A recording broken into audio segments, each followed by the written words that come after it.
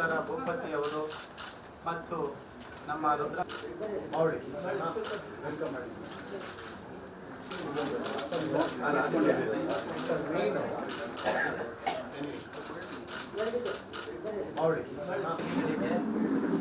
ಸಮಕಾಲೀನ ವಿಚಾರ ವೇದಿಕೆ ಕೊಟ್ಟಿದ್ದೇನೆ.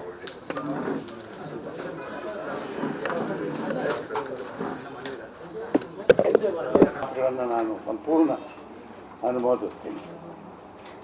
ಮೋದಿಯವರ ಬಾಡಿ ಲ್ಯಾಂಗ್ವೇಜ್ನಲ್ಲೇ ಒಬ್ಬ ಸರ್ವಾಧಿಕಾರಿಯ ನಿಲುವು ಕಾಣಿಸುತ್ತೆ. ಅವರು ಮಾತಾಡುವ ಕ್ರಮ, ಅವರು ಮಾಡುವ ಘೋಷಣೆಗಳು, ಅದರ ಒಳಗಡೆ ಏನು ತಾತ್ಪರ್ಯ ಇರೋದಿಲ್ಲ, ಸುಮ್ಮನೆ ಮಾತಾಡ್ತಾರೆ. ಭಾರತದ ಜನ ಇಂಥ ಮೋಸಕ್ಕೆ ಇಷ್ಟರವರೆಗೆ ಬಲಿಯಾಗಿಲ್ಲ, ಈಗ ಬಲಿಯಾಗುವ ಹಾಗೆ ಕಾಣ್ತಾ ಇರೋದ್ರಿಂದ ನಾವೆಲ್ಲ ಇಲ್ಲಿ.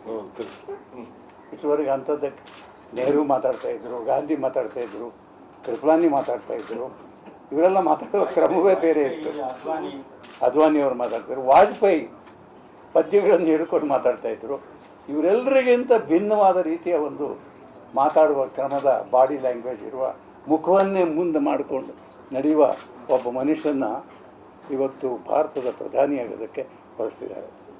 ಅಷ್ಟೇ ಅಲ್ಲ, ಎಲ್ಲ BJP ಕ್ಯಾಂಡಿಡೇಟ್ಸು ಮೋದಿಗೆ ಮತ ಕೊಡಿ ಅಂತಾರೆ, ತಮಗೆ ಮತ ಕೊಡಿ ಹೇಳಲ್ಲ.